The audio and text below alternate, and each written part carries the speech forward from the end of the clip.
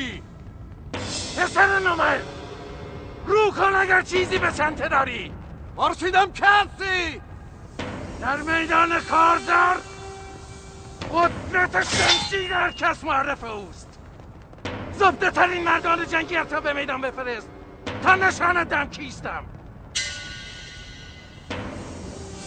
جوابش را بده.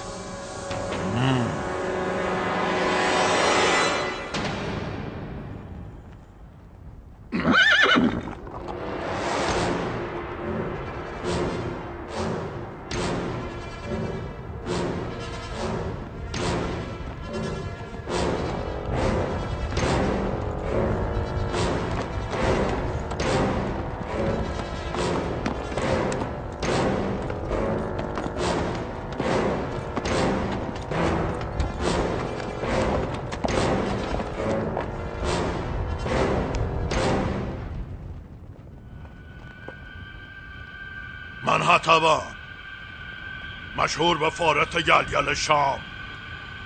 نام تو چیست؟ مرا به زحمت انداختی زنبور. میخوایی چطور بکشمت؟ خودم راحت ترم قورتت بدهم.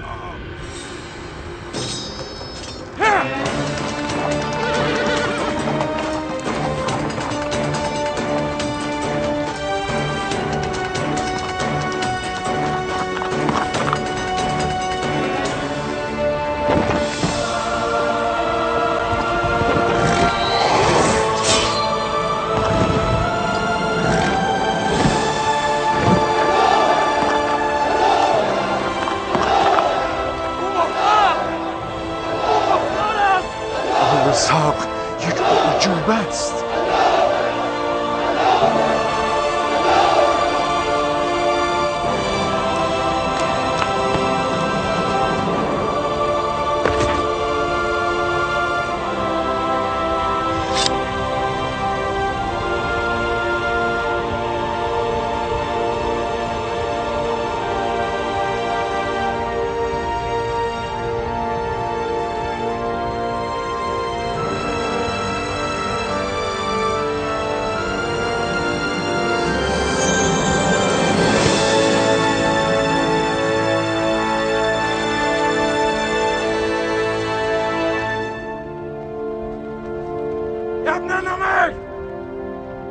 من مطایبه نکردم.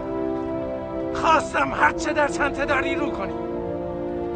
همه مردان جنگی سپاهت مثل این یکی پهلوان پنبه‌اند. مختار خودتی آبرویت را با چه معامله کردی؟ با حکومت بر عراق؟ آل زبیر دغلکارن، به وعده وفا نمی کنن. بیا طرف ما.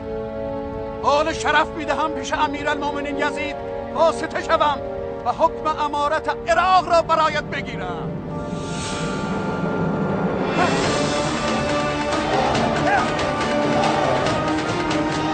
برای امروز جنگ کافی است.